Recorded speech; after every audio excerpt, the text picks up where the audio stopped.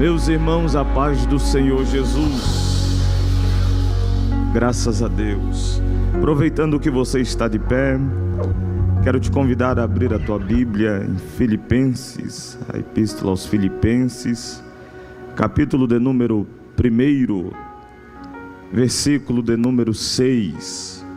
Enquanto você localiza, quero uma vez mais agradecer a Deus pela oportunidade, também ao nosso pastor, por nos permitir uma vez mais ministrarmos a palavra do Senhor, trazendo algo da parte de Deus para a igreja. Deus continue abençoando também toda a liderança do Conjunto Vida Nova, como também todo o departamento.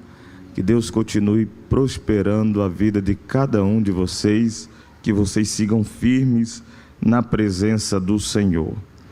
Filipenses capítulo 1, versículo 6, diz assim: tendo por certo que aquele que em vós começou a boa obra, a aperfeiçoará até o dia de Cristo Jesus. Amém. Podeis assentar. Queridos irmãos, quando recebemos a incumbência de transmitir a palavra de Deus nesta noite, fui me ater um pouco em cima do tema escolhido, e este tema me chamou a atenção, e nesta noite eu gostaria de usar pelo menos esta primeira parte que fala aquele que começou a boa obra, e gostaria de falar esta noite sobre a boa obra de Deus em nós. Esta carta, esta epístola aos Filipenses, que também é conhecido como uma das cartas da prisão, que foi escrita por Paulo na sua primeira prisão ali em Roma, por volta do ano 61 depois de Cristo. Nós vemos o apóstolo Paulo escrevendo a esta igreja ali na cidade de Filipos. A igreja de Filipos ali, Filipos que era uma colônia do Império Romano, pertencente à Macedônia, e foi fundada por Felipe II, pai de Alexandre o Grande. Esta cidade ela tinha uma grande importância política e militar. E dentro desta cidade o Senhor resolveu salvar e começar ali uma grande obra. O Senhor escolhe para começar esta igreja em Filipos pessoas simples e improváveis. Esta igreja, ela foi começada por uma mulher chamada Lídia, um carcereiro romano e alguns novos convertidos, segundo Atos capítulo 16, versículo 40. Esses foram aqueles que deram o pontapé inicial ali nos primeiros passos da igreja em Filipos. E Paulo ele vai escrever esta carta, e esta carta ela tem uma expressão, e ela é conhecida como a epístola da alegria, porque é a carta, é a epístola que o apóstolo Paulo ele trabalha muito este tema, alegria.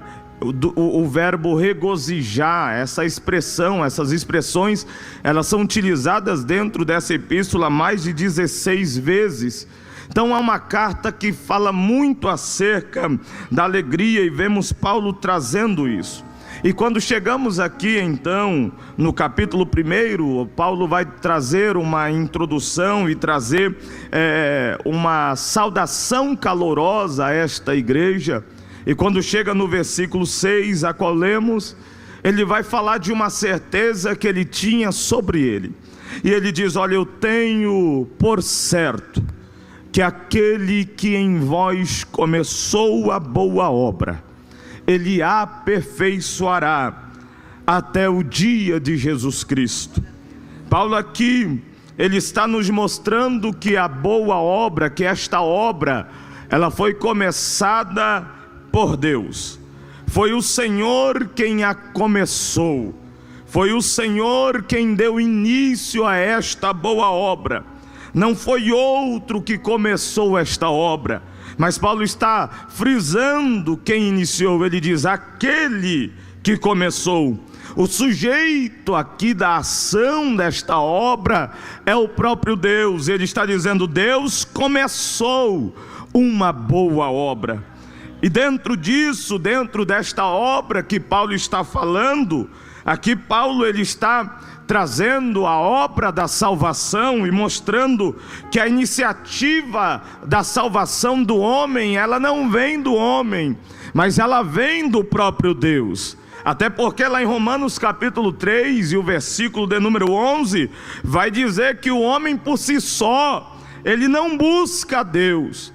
Então, se o homem não vem a Deus, se o homem não chega ao Criador, Paulo está dizendo: o Criador começou esta obra, porque nós mesmos não teríamos condição de buscar esta tamanha salvação.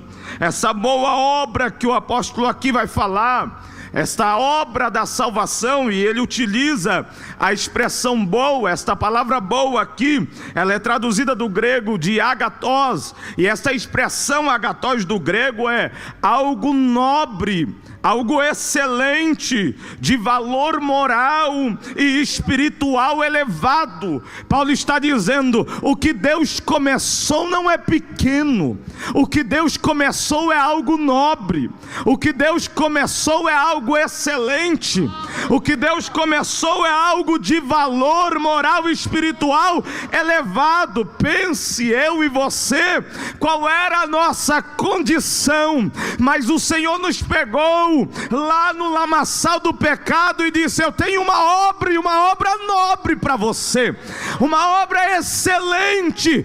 Ele restaurou a nossa moral, Ele restaurou o nosso espiritual, Ele nos colocou, nos tirou de um patamar baixíssimo e elevou, e agora nos colocou para sentar entre os príncipes, para ter o direito de sermos chamados filhos de Deus. Ele começou uma boa obra. E qual era a nossa condição para que o Senhor começasse essa boa obra em nós? A nossa condição era totalmente trágica, a nossa condição era terrível. Paulo vai escrever lá em Efésios capítulo 2, versículo do 1 ao 3, dizendo: olha, e vos vivificou, estando vós mortos em ofensas e pecados, e que noutro tempo andaste segundo o curso deste mundo, segundo os príncipes das potestades do ar. Mais à frente ele vai dizer: andávamos segundo os desejos da nossa carne. Qual era a nossa condição? A nossa condição então era mortos espiritualmente. Romanos capítulo 6, versículo 20 vai dizer que a nossa condição era escravizados pelo pecado.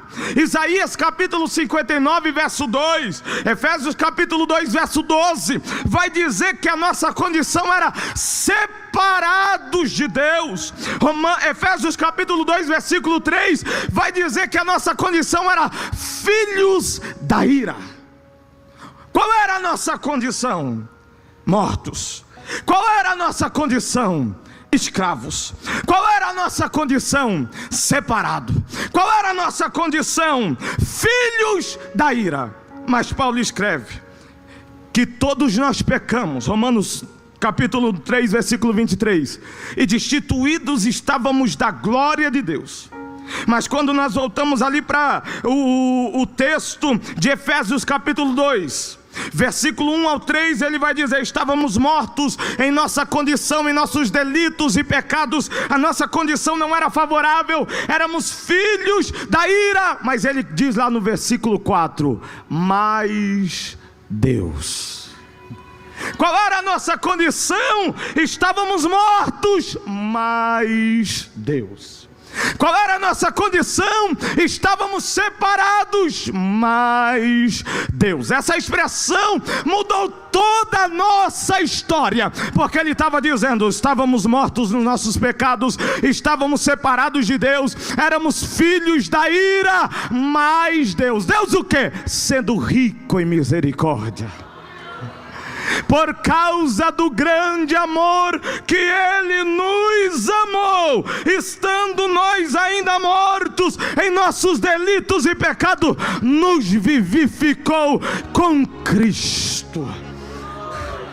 Isso era para você ter dado um glória maior, porque eu estava dizendo que você estava e eu estávamos conduzidos ao inferno, mas Deus, que é rico em misericórdia, ninguém está aqui, como nosso pastor já disse, por causa de merecimento ou porque é melhor que outro. Estamos aqui porque Deus é rico. Ele é rico em misericórdia, e olhou para mim e para você, e o diabo assinando a nossa sentença, mais Deus foi lá e disse: eu tenho um plano com ele, eu tenho um plano com ela. Sabe por que você está aqui esta noite? Por duas coisas. Primeiro, porque Deus é rico em misericórdia. Segundo, porque Deus tem um plano com você. Eu vou repetir para ver se você entende. Você está aqui porque Deus é rico em misericórdia. Você está aqui porque Deus tem um plano com você. Você está aqui porque Deus é rico em misericórdia. Você está aqui porque Deus tem um plano com você. Sabe por que o diabo te cerca, tenta te destruir, mas você prevalece? Porque Deus é rico em misericórdia e porque Ele tem um plano com você. Sabe por que as afrontas do diabo não te derrubam? Porque Deus é rico em misericórdia e porque Ele tem um plano com você.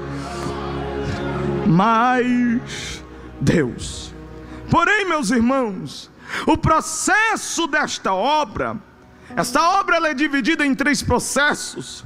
Ela é dividida na justificação. A justificação é o ponto de partida, é o momento que fomos libertos da culpa do pecado. Esta obra, ela também vem acompanhada da santificação. A santificação é o nosso tempo presente. Estamos sendo libertos do poder do pecado. Primeiro, a justificação, ela nos liberta da culpa. Agora a santificação nos liberta do poder. Mas aí tem o terceiro estágio, que é a glorificação. Na justificação eu sou livre da culpa. Na santificação eu sou agora livre do poder do pecado. Deus vai tirando o poder do pecado que Ele exerce sobre mim. Mas aí nós vamos de glória em glória, como diz a Bíblia, até chegar àquilo que a Bíblia chama de estatura de varão perfeito, aonde seremos glorificados e estaremos libertos totalmente da presença do pecado. Porque Paulo escreve lá em 1 Coríntios capítulo 15, a partir do versículo 51, dizendo: olha, eis que vos digo o mistério. Na verdade nem todos dormiremos, mas seremos transformados no momento, no abrir e fechar de olhos. Pois a trombeta soará, e os mortos ressuscitarão incorruptíveis, e depois nós seremos transformados. Porque convém que isso que é corruptível se revista da incorruptibilidade, e isto que é mortal se revista da imortalidade. E quando isso que é corruptível se revestir da incorruptibilidade, isso que é mortal se revestir da incorruptibilidade, então cumprir-se-á a palavra que está escrita: tragada foi a morte na vitória. Aí ele pergunta, Paulo vai cantar na cara da morte dizendo: onde está a morte, a tua vitória? Onde está, inferno, o teu aguilhão? O aguilhão da morte é o pecado, a força do pecado é a lei, mas graças a Deus que nos dá a vitória por nosso Senhor e Salvador Jesus Cristo, seremos transformados e glorificados. Essa é a nossa esperança. Porém, meus irmãos, esta tão grande obra, esta obra nobre, ela exigiu um preço. E o preço desta obra foi altíssimo. A Bíblia nos diz que é o dom da graça, mas é uma graça que não foi de graça.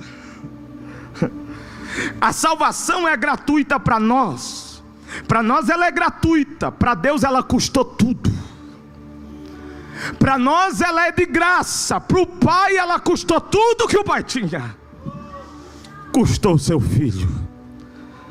Porque o preço que foi exigido, Pedro ele vai dizer, que não foi com coisas corruptíveis, como prata ou ouro, mas o preço foi sangue. E o escritor aos Hebreus, lá no capítulo 9, versículo 22, ele diz assim: sem sangue não há remissão de pecado. O preço foi altíssimo. Ninguém poderia pagar este preço. Só alguém inocente, só um sangue inocente era capaz de pagar esta dívida. E por que só um sangue inocente?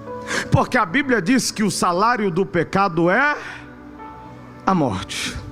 Então só pode morrer quem pecou. Se não tem pecado, a morte não tem poder. Somente alguém inocente poderia pagar a dívida de quem era pecador. Aí o profeta Isaías, ele é convidado para participar de uma reunião no céu. E quando ele chega lá, a pauta da reunião no capítulo 6 é: a quem enviarei? E aí eu fico imaginando os patriarcas se apresentando. Eu imagino Abraão dizendo: se quiser eu vou. Deus olha e diz: Abraão, você é meu amigo, mas você não pode ir. Jacó se apresenta e diz: olha, eu era meio atribuladozinho, mas o Senhor me transformou, agora se quiser eu vou. Deus olha e diz: você é uma benção agora, Israel, mas eu não posso enviar você. Eu imagino Moisés dizendo: Senhor, se quiser eu desço. Deus disse: lembra do dia que eu falei para você falar com a rocha e você feriu? Você me desobedeceu, você não pode descer lá. E a pergunta é: quem enviarei? Quando não tem mais ninguém, eu imagino o Verbo se apresentando e dizendo: eis-me aqui, envia-me a mim. E aí João escreve dizendo: no princípio ele era o Verbo, e o Verbo era Deus, e o Verbo estava com Deus. Ele se coloca à disposição para pagar a dívida e começar a boa obra. Porém, ele não poderia simplesmente descer aqui. Ele precisava nascer. Ele necessitava de um corpo. E por que ele precisa de um corpo? Primeiro, ele precisa de um corpo para legitimar o preço, para legitimar o pagamento. Porque o salmista escreve no Salmo 115, o verso 16, dizendo assim: os céus são do Senhor, mas a terra ele deu aos filhos dos homens. Então, para pagar o preço aqui, tem que descer e nascer de uma mulher. Porque talvez por isso aconteceria com ele o que aconteceu com Gabriel, lá no capítulo 10 de Daniel. Quando Deus mandou Gabriel descer para responder a oração, Gabriel demorou 21 dias. Quando ele chegou para falar com Daniel, Daniel disse, ele olhou para Daniel e disse: desde o primeiro dia que tu pôs o teu coração a orar, o Senhor te ouviu. Daniel olhou e falou: e está demorando por quê? Ele disse que no meio do caminho eu fui preso. Foi preso porque se ele era anjo? Porque os céus é de Deus, mas ele está na terra, no ambiente do homem. Então o homem podia aprender. Talvez por causa disso Jacó lutou com o anjo, e quando o anjo queria ir embora, Jacó grudou ele e disse: não vai. Te pergunto, como é que segura anjo? Como é que impede anjo? É que Jacó está dizendo: o céu é de Deus, mas aqui quem domina sou eu. Foi dado para o meu domínio, e só sai daqui quando me abençoar. Aí Jesus olhou e falou: mas para eu descer, eu preciso de um corpo. Quando nós vemos o segundo motivo porque ele precisava de um corpo, é porque a Bíblia diz lá em Romanos capítulo 5 versículo 12 e o capítulo 5 versículo 18, que por um homem entrou o pecado no mundo, e pelo pecado a morte. E aí Paulo diz: e por um só homem também, assim como por um homem entrou o pecado, por um só homem tem que entrar a justiça. Ele olha e diz: eu vou, mas eu preciso de um corpo. Aí lá em Hebreus capítulo 10, versículo 5, ele diz assim: e tu me preparastes um corpo. Agora já tem quem vem, agora já tem o corpo preparado. Aí Deus olha e diz: agora já pode profetizar, Isaías. Aí Isaías começa a dizer: eis que uma virgem conceberá e dará luz a um filho. Aí Deus olha e diz: profetiza mais sobre ele, Isaías. Aí Isaías começa a dizer: e um menino nos nasceu, e um filho se vos deu, o principado estava sobre os seus ombros.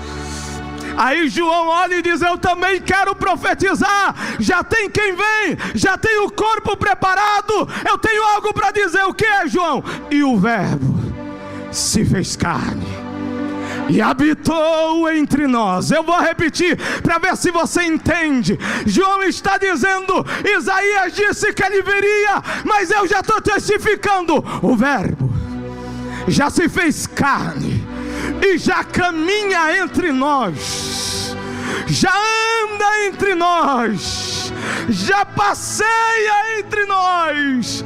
Aí Billy Graham olha e diz: o maior evento da humanidade não foi o homem pisar na lua, foi Deus pisar na terra. Será que você pode levantar a tua mão aqui nesta noite? Porque eu estou dizendo que a boa obra já começou. O Verbo já encarnou, se esvaziou da sua glória, pisou nessa terra, trilhou o caminho do Calvário, como o cordeiro mudo, não abriu a sua boca, foi afligido, oprimido, sofreu, mas começou uma tão grande obra.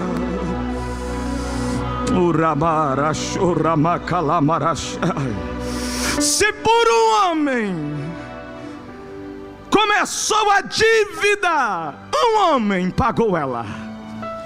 Se um homem trouxe uma condenação, um homem nos garantiu a salvação. O Verbo se fez carne. Paulo escreve em 2 Coríntios capítulo 5, versículo 21, dizendo que ele foi feito pecado para que nós fôssemos feito justiça de Deus. Ali na cruz começou a obra. O preço agora está sendo pago. A justiça agora está sendo feita. Na cruz o pecado está sendo vencido.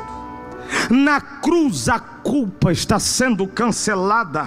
Na cruz a obra está sendo iniciada. Aí Paulo escreve lá em Romanos capítulo 6, versículo 23, ele diz: o salário do pecado é a morte. Acabou, Paulo? Não, põe uma vírgula, porque aí a história continua. Mas o dom gratuito de Deus é a vida eterna por Cristo Jesus nosso Senhor. Efésios capítulo 1, verso 7, ele diz: em quem temos a redenção pelo seu sangue, a remissão dos pecados, segundo as riquezas da sua graça. Sabe por que você está aqui hoje? Por causa da riqueza da graça. Mas eu preciso que você entenda: a graça não foi de graça. Araganoia sergue. Porque quando ele estava no Getsemane, ele orou, teve medo, confessou a alguns discípulos mais próximos: a minha alma está angustiada. Orou ao Pai dizendo: se for possível, passa de mim esse cálice. foi conduzido ao Calvário. E a Bíblia diz que o pai, para não ver a cena do filho, virou as costas. Ele está ali pregado. A princípio era mais um na cruz, mas quando o inferno percebeu que quem estava na cruz do meio era um inocente, ele começa a usar os que estão em volta da cruz, dizendo: se tu és o Filho de Deus, desça. Mas ele não desceu, por causa da riqueza da sua graça. Nos seus últimos momentos, ele puxa o fôlego da melhor forma possível, de forma dolorida, e ele vai dar o brado que começa a obra. Ele grita com toda a força que ainda lhe restava e diz: está consumado. A dívida está paga.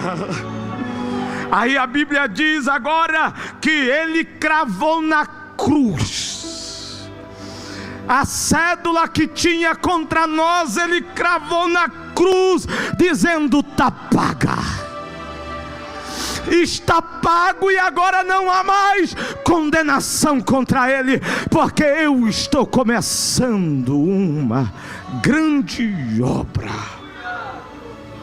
Para nós concluirmos esse pensamento, um dia o diabo visitou Martinho Lutero em sonho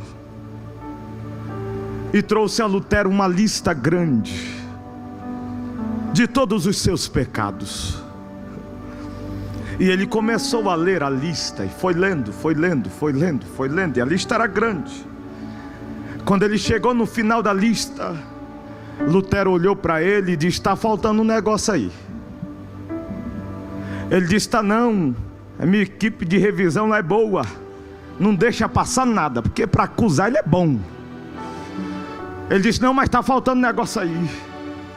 Não, calma aí, então fala o que está faltando, que eu já vou demitir quem fez. Escreve aí a última linha. Tudo isso que você falou é verdade, e eu fiz mesmo. Mas escreve aí por último a última cláusula dessa lista. O que? O sangue de Jesus me purifica de todo o pecado. Sabe o que Lutero está dizendo? Realmente, tudo isso aí eu fiz, mas nenhuma condenação há para os que estão em Cristo Jesus, que não andam mais segundo a carne, mas segundo o Espírito. O diabo pode ter 1000 acusações, mas na tua vida tem a cobertura do sangue, a marca do sangue. E esta noite esse sangue está dizendo: nenhuma acusação permanece contra ti, nenhuma acusação há contra os escolhidos, nenhuma acusação há, pois o sangue de Jesus te purifica de todo pecado, porque nenhuma condenação há para os que estão em Cristo Jesus. Se coloque de pé nesta noite. Aleluia. A cédula foi rasgada, a boa obra começou. E como eu disse, a expressão boa aqui é nobre, elevado, excelente. Eu não era merecedor desta boa obra, mas olha onde ele coloca a gente: nos lugares elevados. Pega a pessoa que está à margem da sociedade e diz: não, eu estou começando uma boa obra. Encontrou um dia um irmão que ainda não era irmão, era meio atribuladinho, chamado Saulo, gostava de perseguir os crentes. Encontrou com ele e começou a obra. Aí foi lá na casa de um servo e disse assim: olha, você vai fazer uma visita hoje. Amém, Senhor, eis-me aqui.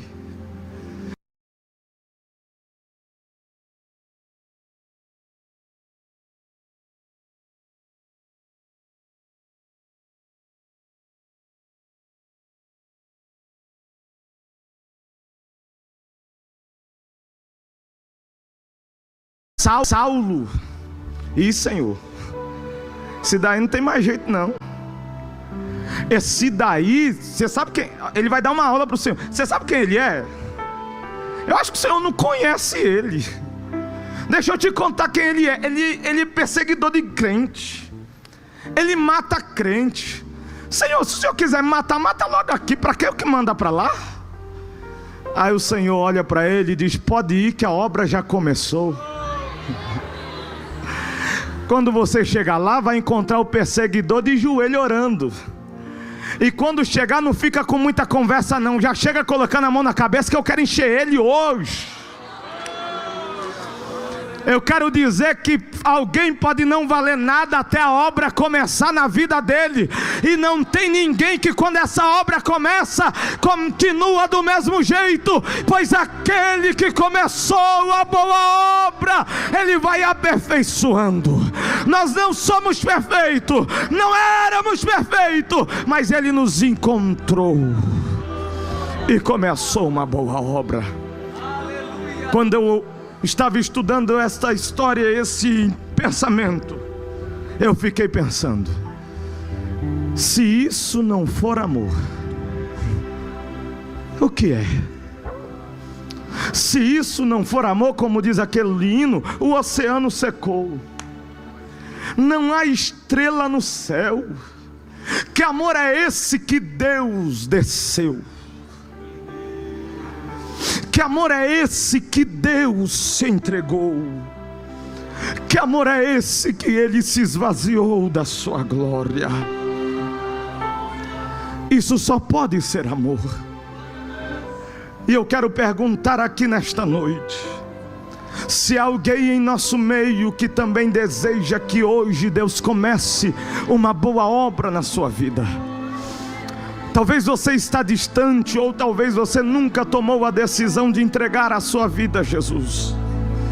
Mas nós estamos reunidos aqui esta noite porque uma boa obra começou nas nossas vidas e a cada dia o Senhor vai aperfeiçoando. Mas esta boa obra Ele também deseja começar na tua vida. E eu quero perguntar se há alguém em nosso meio que deseja entregar a sua vida a Jesus.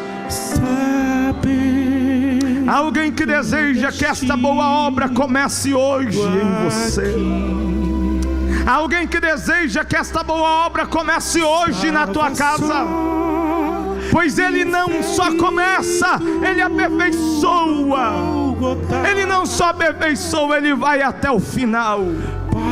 Deus não abandona a obra no meio, Ele continua. Por isso que Ele está aqui, porque somos obras em aperfeiçoamento. Mas o que começou continua aperfeiçoando. Oh, glória a Deus. E esta é a maior manifestação de amor. O céu não é o Verbo encarnou, habitou entre nós e vimos a sua glória. Há alguém esta noite que deseja entregar a sua vida a Jesus, aceitando a Ele como teu único e suficiente Senhor e Salvador?